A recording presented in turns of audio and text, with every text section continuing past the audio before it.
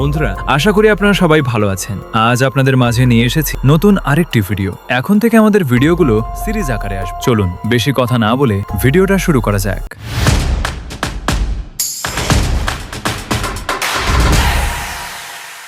আমরা রাতের আকাশের দিকে তাকালে বুঝতে পারি কত বড় বিশ্ব ব্রহ্মাণ্ডে আমরা কতটা ক্ষুদ্র।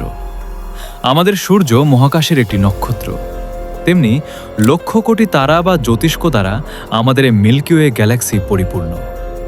আমাদের গ্যালাক্সির মতো এমন লক্ষ কোটি গ্যালাক্সি আমাদের এই বিশ্ব ব্রহ্মাণ্ডে অবস্থান করে।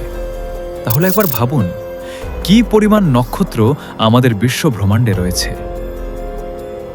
তো এখন প্রশ্ন হলো, আমরা যে এত তারা দেখি, এর একটির থেকে অপরটির দূরত্ব কত, এবং আদৌ কি এক তারা থেকে অপর তারায় যাওয়া সম্ভব? উত্তরটা হচ্ছে হ্যাঁ, তবে তা শুধুমাত্র কল্পনায়। বাস্তবে আদৌ এমন কিছু সম্ভব কিনা এ নিয়ে বিজ্ঞানীরা বহু গবেষণা চালাচ্ছে। প্রতি মিনিটেই তারা নতুন নতুন গবেষণা নিয়ে কাজ করছে। তাহলে আজকে আপনাদের এ নিয়েই বলবো যে এক নক্ষত্র থেকে অপর নক্ষত্রের দূরত্ব কত। আসলে এক এক নক্ষত্র এক এক দূরত্বে অবস্থান করে, তবে বিজ্ঞানীরা যে এই দূরত্ব মেপেছেন তা কোনো ফিতা বা স্কেল দিয়ে নয়। এই দূরত্ব মাপা হয়েছে আলোকবর্ষের হিসাব দিয়ে। সাধারণত আলো এক বছরে যতটা দূরত্ব যেতে পারে তাকে এক আলোকবর্ষ বলে, আর আলো প্রতি সেকেন্ডে প্রায় ৩ লক্ষ কিলোমিটার দূরত্ব অতিক্রম করে। সেই হিসাবে আলোর এক বছরে অতিক্রান্ত দূরত্ব ৮৪ লক্ষ কোটি কিলোমিটার হবে।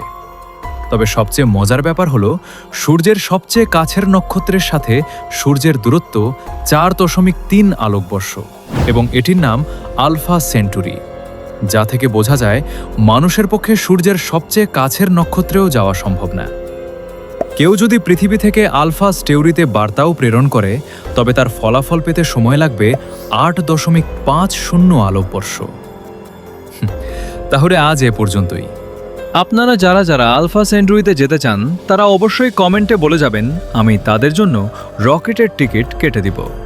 তাহলে সবাই ভালো থাকবেন, সুস্থ থাকবেন। আপনাদের সাথে দেখা হবে পরবর্তী কোনো ভিডিওতে। আর ভিডিওটি ভালো লাগলে সাবস্ক্রাইব করতে ভুলো না।